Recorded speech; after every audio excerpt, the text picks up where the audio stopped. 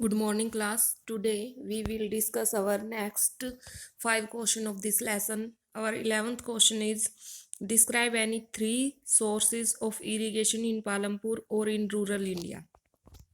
3 sources बताइए जो irrigation के लिए पालमपुर में या फिर रूरल जो इंडिया है उसमें यूज़ किए जाते हैं. Persian wheel is the main source of irrigation in this part. Persian wheel जिसको रहट हम बोल देते हैं वो यूज़ किया जाता है. जैसे पुराने समय में इरिगेशन के लिए पानी निकाला जाता था कुओं में से, उसके साथ उस पर बाल्टियाँ वगैरह लगी होती थी. आपने देखा होगा शायद, कुरुक्षेत्र है ये म्यूजियम में. और उसके बाद है कि well is also a source of irrigation. ये बहुत ही अच्छा साधन था कुआं इरिगेशन के लिए, क्योंकि कुआं क्या था, कुओं में पानी, वेल होता है कुआं, कुओं में पानी इकट्ठा कर लिया जाता था और जो नीचे का पानी था धरती का, वो भी ग्राउंड वाटर, वो भी कुएं से यूज कर लिया जाता था. और जो बारिश का पानी था वो भी कुओं में, जलाशय जिसको पहले बोलते थे, उनमें इकट्ठा करके इरिगेशन का काम इनसे लिया जाता था. ट्यूबवेल्स भी एक इम्पोर्टेंट सोर्स है इरिगेशन के लिए. These are run by electric supply. जो इलेक्ट्रिसिटी से चलाए जाते हैं, यानी कि बिजली से जो चलाए जाते हैं, वो ट्यूबवेल्स, ग्राउंड वाटर जहाँ से आता है. नेक्स्ट क्वेश्चन है हमारा, land is a natural resources, it is necessary to be careful in its explain. जो लैंड है वो एक नेचुरल रिसोर्स है और ये जरूरी है कि हमें इसको बड़ी सावधानी से यूज करना चाहिए. एक्सप्लेन करो. Scientific reports indicate that. जो विशेषज्ञों की रिपोर्ट है, जो साइंटिस्ट हैं उनकी रिपोर्ट है, उसके अनुसार the modern farming method have over use the natural resources base. जो मॉडर्न फार्मिंग मेथड है वो ज़्यादा यूज़ किए जा रहे हैं जो रिसोर्सेज, नेचुरल रिसोर्सेज है उनके ऊपर. जैसे खेती करते हैं, खेती में क्या है बेटा, बहुत सारे फर्टिलाइजर्स वगैरह यूज किए जाते हैं, पेस्टिसाइड्स, ज़्यादा से ज़्यादा खाद डाला जाता है ताकि और ज़्यादा फसल उगा सकें. लेकिन उससे क्या है, जो भूमि है उसकी फर्टिलिटी खत्म होती जा रही है. In many areas green revolution is associated. ज़्यादातर एरियाज में ग्रीन रेवोल्यूशन के दौरान with the loss of soil fertility. क्या हो गया, फर्टिलिटी खत्म हो गई भूमि की due to the increase use of chemical fertilizers. क्योंकि ज़्यादा से ज़्यादा केमिकल फर्टिलाइजर्स यूज किए गए ताकि ज़्यादा से ज़्यादा फूड ग्रेन ग्रो कर सकें, उगा सकें. इसलिए इन्वायरमेंटल और natural resource like fertility take years to build. जो इन्वायरमेंटल और जो नेचुरल रिसोर्स है कि भाई एक जो फर्टिलिटी है सोइल की, वो नेचुरल रिसोर्स है, वो क्या है, खत्म हो जाती है तो सालों लग जाते हैं उसको दोबारा बनने के लिए.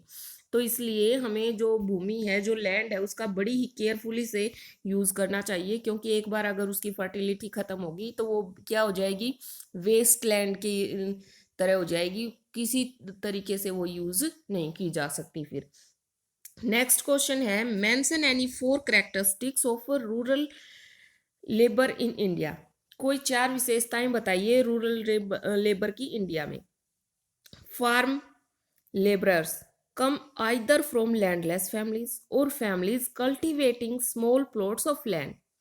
जो फार्म लेबरर्स होते हैं वो क्या होते हैं, या तो उनके पास भूमि नहीं होती, लैंडलेस फैमिली है, या फिर क्या है कि जो जिस पर स्मॉल प्लॉट पर वो खेती करते हैं वो छोटी है, यानी कि एक भूमि का छोटा टुकड़ा है जिस पर मान लो उनके फैमिली में सदस्य हैं 5-6 काम करने वाले, 5 या 6 सदस्य हैं, तो 5-6 सदस्य मिल करके उस पर काम करेंगे तो ज़्यादा होते हैं. इसलिए उस पर 2 व्यक्ति भी मिलकर काम करें तो भी काम चल सकता है. इसलिए वो बाकी जो व्यक्ति हैं वो दूसरों के खेतों में काम करने. नेक्स्ट है कि इसमें they are paid very low wages और समटाइम इन काइंड. उनको बहुत ही कम मजदूरी दी जाती है, कम मजदूरी पर वो काम करते हैं, और कई बार तो मजदूरी के बदले कोई अन्य जैसे अनाज दे दिया और वस्तु दे दी, उसके बदले भी वो काम कर लेते हैं. Wages of workers very widely from region to region and from crop to crop. जो वेजेस वर्कर्स हैं बहुत बड़ी मात्रा में वहाँ मिल जाते हैं. जैसे काम के टाइम पर एक सीजन के क्षेत्र में क्रॉप टू क्रॉप, जैसे एक फसल का काम खत्म हुआ दूसरी फसल का काम शुरू हो गया, इस तरीके से. There is a wide variation in the duration of the employment. अलग अलग वराइटेशन है यहाँ वैराइटेशन होती है एम्प्लॉयमेंट में, जैसे कुछ स्किलफुल हैं, कुछ अनस्किल्ड भी हैं, कुछ मशीनों का काम कर सकते हैं, कुछ नहीं भी कर सकते हैं, इस प्रकार से। नेक्स्ट हमारा क्वेश्चन है इसमें, how many crops are grown by the farmers in Palampur. जो पालमपुर गांव है जिसके बारे में हमने स्टोरी पढ़ी थी, एक इमेजिनरी गांव है जो, उसमें कितनी तरीके कितनी क्रॉप्स उगाई जाती हैं, और जो नॉर्थर्न इंडिया के फार्मर्स हैं उनके द्वारा, how are they able to grow this difference crops in a year. वो कह रहे हैं कि कैसे जो क्रॉप्स हैं, अलग अलग क्रॉप्स एक ही साल में, ये कैसे उगा सकते हैं। The farmers in Palampur grow jowar and bajra during the rainy season. जो फार्मर हैं पालमपुर में, वो ज्वार और बाजरा उगाते हैं रेनी सीजन में। पोटैटो बिटवीन अक्टूबर और दिसंबर, पोटैटो उगाते हैं अक्टूबर और दिसंबर के बीच में। And wheat in the winter season, और सर्दियों की सीजन में ये गेहूं उगाते हैं। नेक्स्ट है, there is a well developed system of irrigation. यहाँ बहुत अच्छा सिस्टम है सिंचाई का पालमपुर में, that enable the farmers there to grow 3 different crops in a year. Irrigation की अच्छी व्यवस्था होने के कारण ये साल में 3 फसलें उगा लेते हैं पालमपुर में जो फार्मर्स हैं।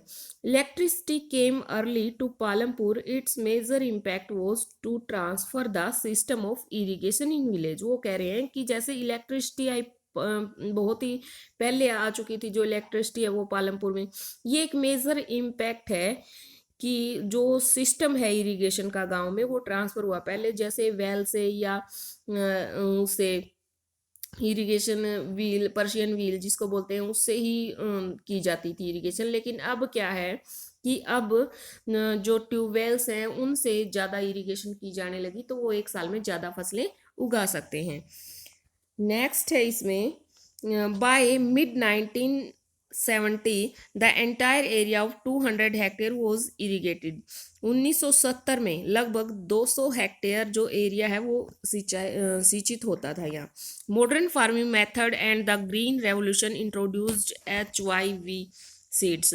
और जो मॉडर्न फार्मिंग मेथड यूज किया जाता था, और ग्रीन रेवोल्यूशन के दौरान HYV सीड्स से उनको इंट्रोड्यूस करवाया, जिससे हाई क्वालिटी का जो बीज है बहुत अच्छी फसल हो सकती है, ज़्यादा से ज़्यादा फूड ग्रेन ग्रो किया जा सकता है। नेक्स्ट है इसमें हमारा 15th question, mention any 2 characteristic of the traditional method of farming. वो कह रहे हैं कि 2 विशेषताएं बताइए जो ट्रेडिशनल मेथड है फार्मिंग का। How are the HYV seeds different from the traditional ones. और जो ट्रेडिशनल मेथड है उससे HYV जो सीड्स है वो कैसे अलग है। देखो HYV सीड्स जो है बहुत ही अच्छी मात्रा में और बहुत ही अच्छी वैरायटी का बीज होता है। उससे क्या होता है, ज़्यादा फूड ग्रेन उगता है, ज़्यादा से ज़्यादा क्रॉप उगती हैं।